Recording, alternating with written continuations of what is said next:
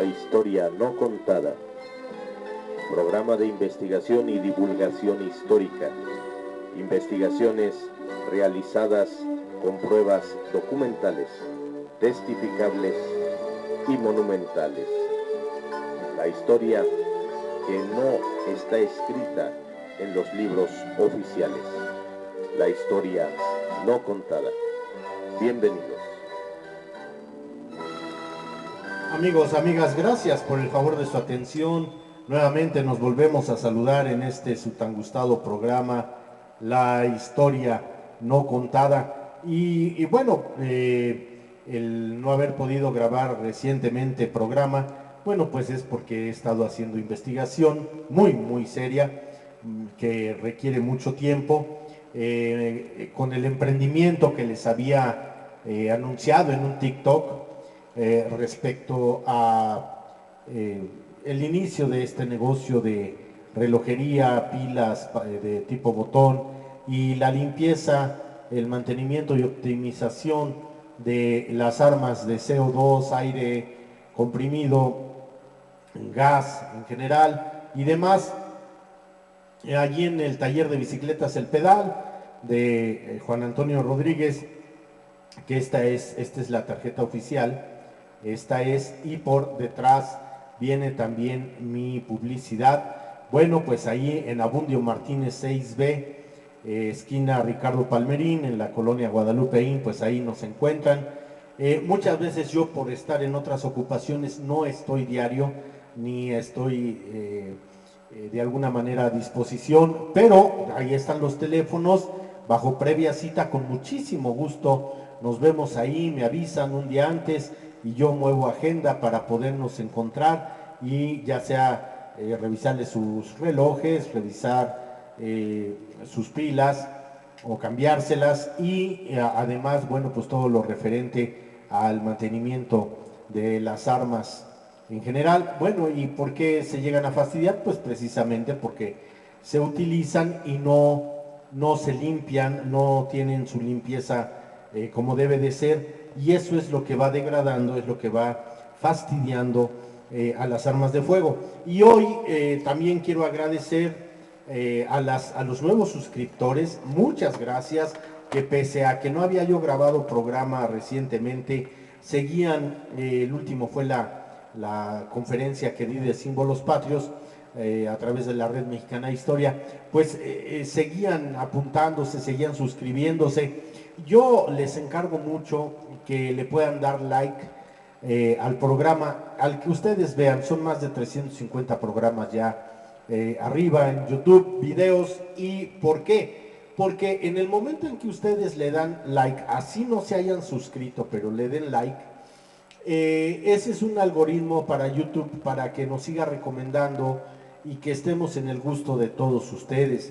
Entonces, qué mejor que nos den like, porque vamos creciendo en la familia de La Historia No Contada, y eso es inscribiéndose. Y su like, bueno, pues simplemente es decirle, me gustó, me agradó el tema. Obviamente va a haber temas muy trascendentales que llamen mucho la atención. Por ejemplo, uno que rompió récord en la cuestión de likes fue, en un principio, fue el estandarte de la Virgen de Guadalupe. Luego vino la Call Pagemaker, y ya muy cercano también, por ahí que he visto, es lo de el desmentido que hago sobre mi papá, con la referencia que tuvo con el gran cantante del bolero ranchero Javier Solís, que mi papá, pues bueno, fue su médico de cabecera, otorrino laringólogo, o sea, él veía oídos, nariz y garganta de don Javier. Fueron amigos 6 años, de 1960 al 66, que es cuando muere Javier. Y bueno, pues todo lo que sacan de refrito, reeditado en ciertos programas que nada más alimentan el morbo y mal alimentado de las personas que precisamente les gusta mucho Javier Solís, quieren conocer algo más de su historia, y sin embargo, pues con tal de tener likes, publicidad y a lo mejor hasta monetizar, cosa que nosotros no hacemos todavía, no monetizamos Alguien me decía, ¿cómo es posible que tan buen programa de historia y no nada más tengas 5 likes? Bueno, pues mucha gente a lo mejor no le gusta la historia o no lo ve atractivo, pero vamos poco a poquito. Entonces, muchas personas que escriben sobre este tema de Javier Solís, que lo toman según esto de una entrevista hecha hace ya muchos años por el periódico Universal, que mi papá les dijo que Javier, cuando entró a verlo en el hospital Santa Elena, le dijo, amigo, sácame de aquí. Mi papá nunca lo fue a saludar ni a visitar porque sabía que se iba a intervenir. Mi papá tenía muchas actividades, mucha ocupación.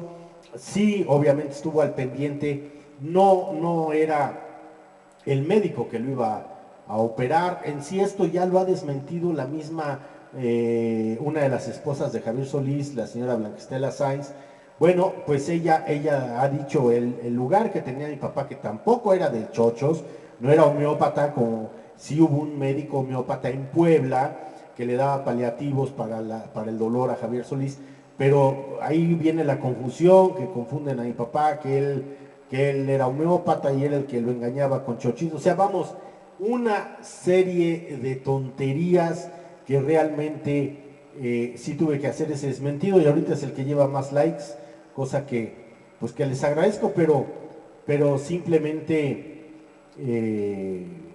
si yo les contara, por ejemplo, todas las cosas que de Javier Solís había en la casa, lo que le regalaba a mi papá, a mi mamá, que la respetaba muchísimo, cada álbum que sacaba Javier se los dedicaba y se los llevaba a la casa y en Miscuac. Eh, Siempre recuerdo sus dedicatorias porque yo las leía, una letra muy bonita, manuscrita, que decía para mi amigo Manuel o el doctor Manuel Trillanes y su esposa, doña María de la Luz o doña Luz, como le decía. Vamos, muchas anécdotas que les puedo contar, que mis padres me contaron a ambos y que siempre mi papá tenía una cantina y estaba llena, hagan de cuenta que era su egoteca, estaba llena de cuadros dedicados, autografiados, con Javier Solís, Aceves Mejía y Lucha Villa, cuadros grandes de Gran Caballete, cuando Javier está haciendo ahora sí que un caballito, ¿no? El relinche de un caballito ahí, caballo blanco en una de las películas que se filmaron aquí en el Camino de la Horca, donde saca una pistola, ahí en Las Águilas se filmó, donde saca una pistola 44 Colt vaquera, niquelada, hermosísima, que tenía precisamente unos caballitos que colgaban de la cacha. Les voy a enseñar aquí en la pistola que siempre utilizo. Bueno, de aquí salían tres torsales de plata y terminaban en una cabeza de caballo. Eso se llama dragona. Eso, si ustedes ven, ojalá la puedan ver, porque ahorita ya no está en YouTube. Así se llama El Camino de la Horca, precisamente con Miguel Aceves Mejía, Javier Solís y otros actores más, creo que el Chelelo por ahí también sale. Bueno, pues Javier lo matan un cuarto antes de acabar la película, pero Miguel Aceves Mejía le arrebata la pistola y la detona, ¿no? Truena todos los tiros cuando no era automática, no era de de doble función, de acción simple, era de acción simple, no de acción doble, pero bueno, pues era película y la detona, pum, pum, pum, y luego Javier sale y tan hermosa pistola con las cachas de plata, con caballos, que hasta la enseña así, la mueve, y bueno, pues esa pistola, no estarán para ustedes saberlo, ni yo para contarlo, esa pistola se la regaló a mi papá, esa 44 Colt vaquera, que siempre que mi papá le enseñaba, pues era un orgullo enseñarles la pistola de Javier Solís, una pistola muy hermosa. ¿Por qué o cómo, qué motivo fue? De verdad eran muy amigos que hasta se subían a hacer sombra, a pelearse. Un día me acuerdo que mi mamá lo regañó porque llegó mi papá con unos verdugones aquí en el cuello y se subía a la ata y se subía su camisa. y le dijo mi mamá, dice, ¿qué traes en el cuello? ¿Qué es un chupetón? ¿O qué te pasa? Y dice, no, dice, te vengo así como rosado. Y a la hora que al día siguiente lo ve que se baña y le ve todos los verdugones, traía como 5 alrededor del cuello y el pecho, le dice, oye, eso no es rozamiento ni de quemada de sol, dice ¿qué? ¿Te subiste al ring con Javier, verdad? Le dijo, pues sí, perdóname, sí nos calentamos, sí nos dimos, ¿no? Mi papá también fue un hombre, aunque chaparrito, fue de mucha fibra, jugó americano y tenía unos brazos muy fuertes. Yo me colgaba de sus brazos, me hacía columpio. Y lo regañó mi mamá muy feo porque, bueno, eh, era una trascender en la amistad que mi padre tenía con Javier Solís.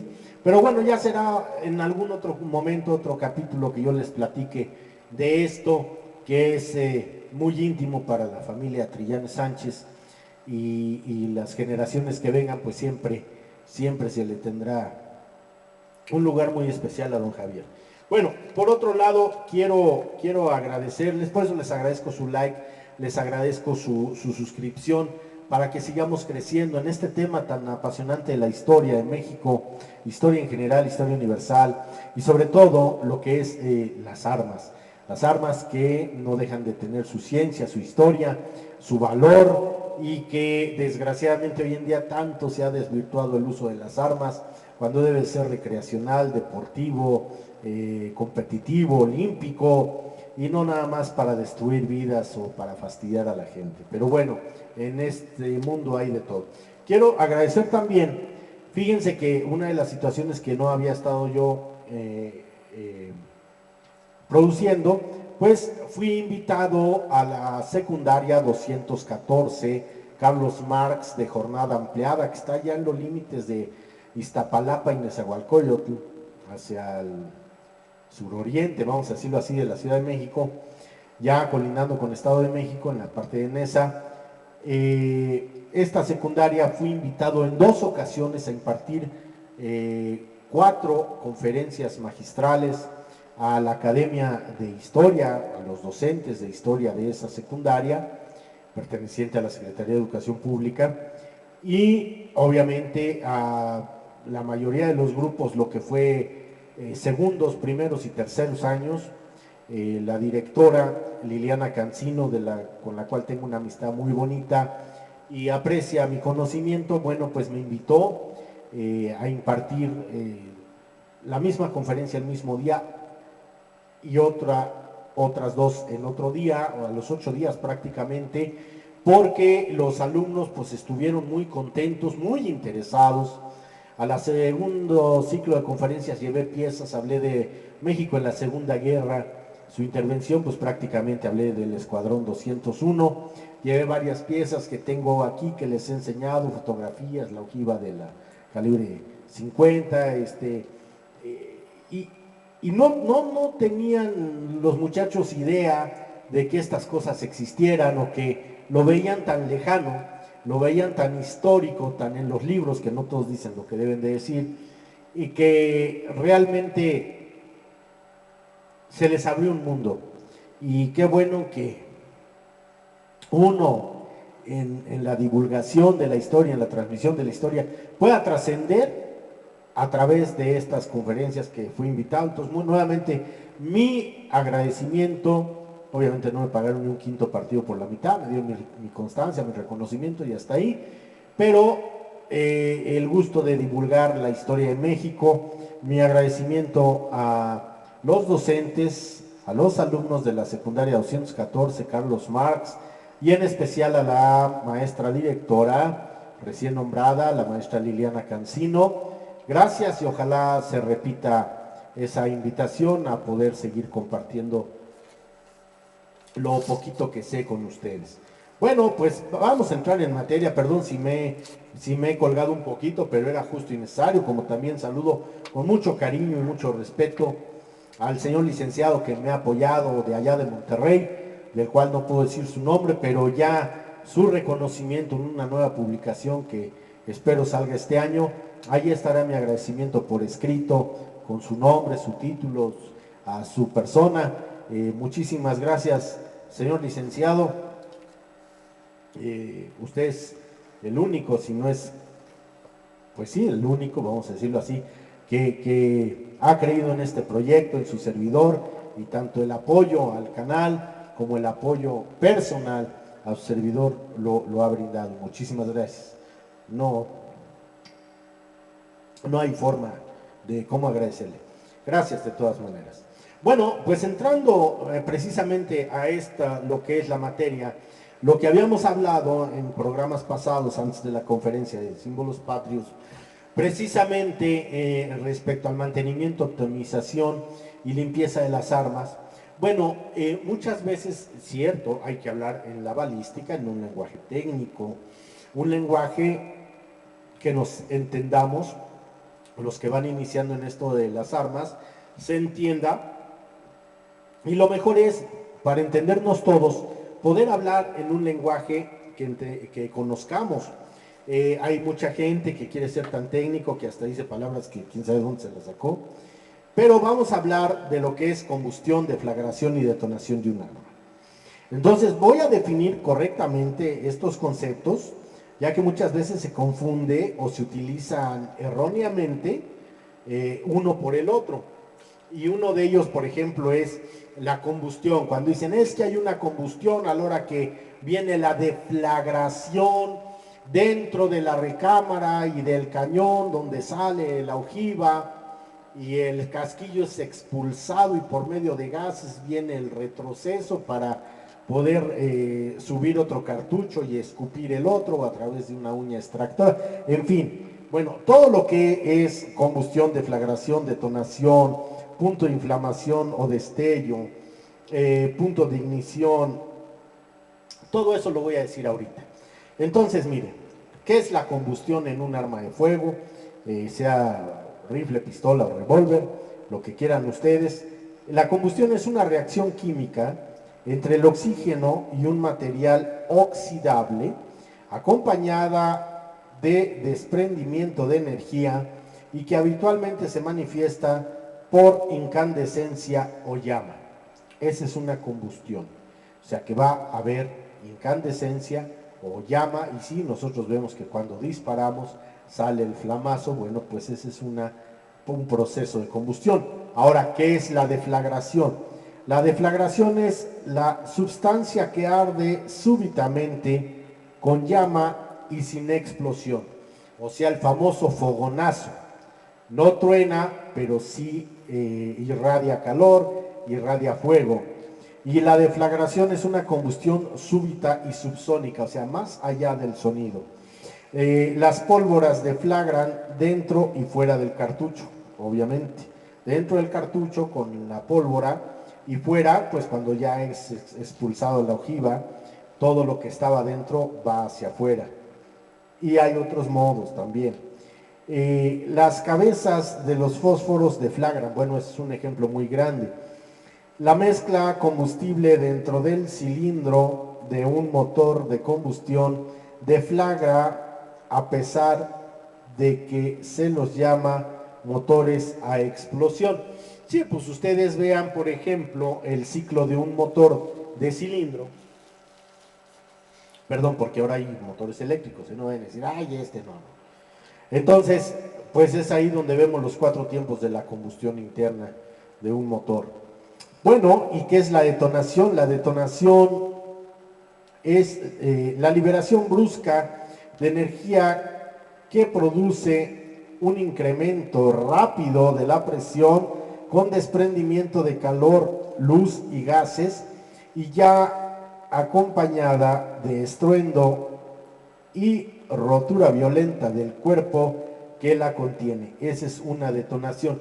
Por eso ustedes ven que cuando se detona una salva, o sea, algo que va a tener precisamente combustión, deflagración y la detonación que truena y escupe fuego, bueno, está cumpliendo todas estas, bueno, donde dice que ya va a haber una destrucción, como los cartuchos de escopeta, que tienen que florear lo que es la corona o lo que es la punta, para que puedan salir las postas a través de precisamente de toda una detonación, deflagración y combustión desde el momento del fulminante, que es lo que va a prender la pólvora. Bueno, pues ahí es donde vemos, porque dice aquí hay estruendo y rotura violenta del cuerpo que la contiene. Muchas veces están mal calibrados o vienen con un poquito más de poder. Algunos casquillos se llegan a rajar, el casquillo de bronce se llega a aperturar de alguna manera incorrecta, pero bueno, puede pasar, o sea, no crean que no. Ahora, ¿qué es el punto de inflamación o destello? Que se llama flash point. Es la temperatura a partir de la cual la sustancia comienza a evaporarse y a liberar gases inflamables. Si se le acerca una llama, estos vapores se inflamarán. Bueno, pues ahí hay muchos ejemplos de cuando, por ejemplo, valga la redundancia, no se utiliza pólvora en un cartucho, sino componentes químicos.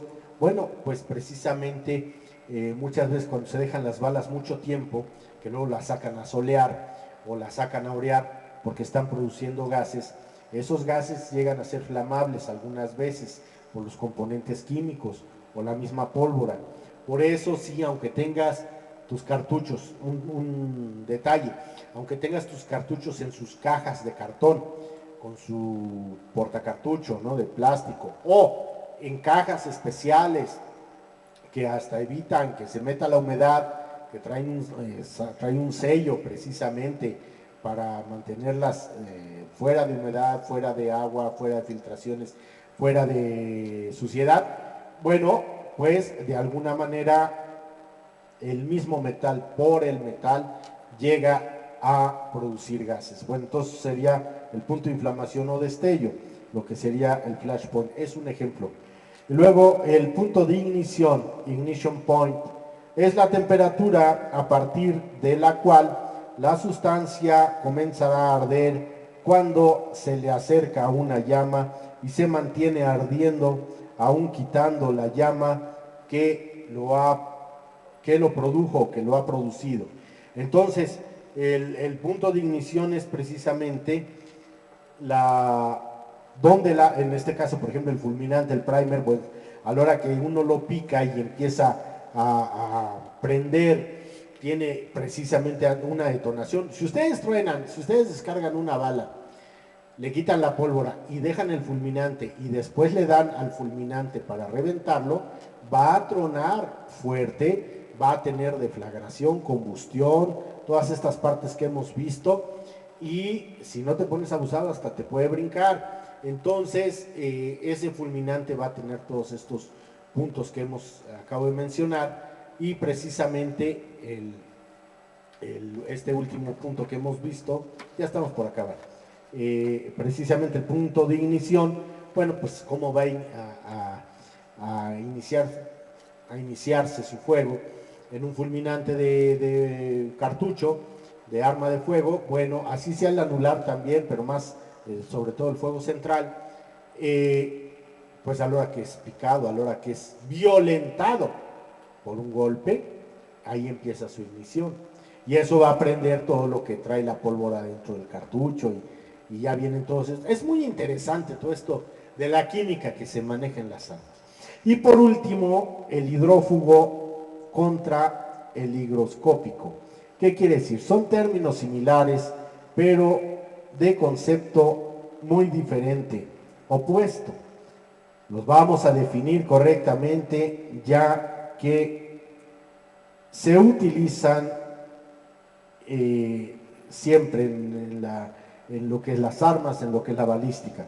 El hidrófugo es la sustancia que evita y repele la humedad, que de esto también traen los cartuchos. Entonces trae un compuesto hidrófugo, o sea, para repeler la humedad, aunque a veces pues llega a penetrar, ni modo, ¿no?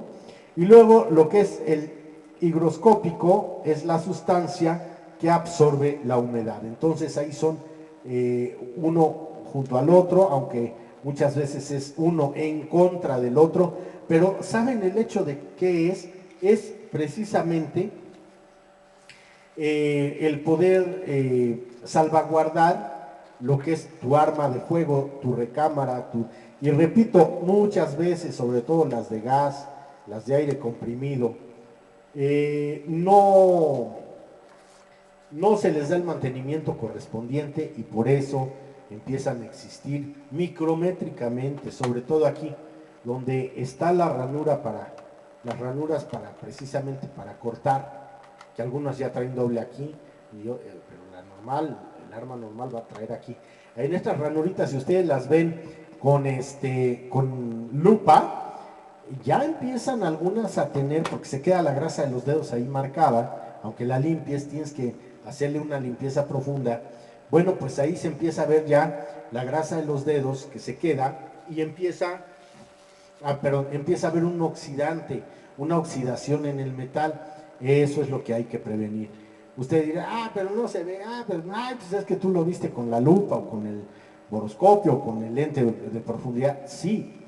¿Por qué? Porque al final son metales que siguen trabajando, son metales que el ácido corporal, ya una vez expliqué, todos los flujos corporales que llegan a afectar un arma, sobre todo la sangre,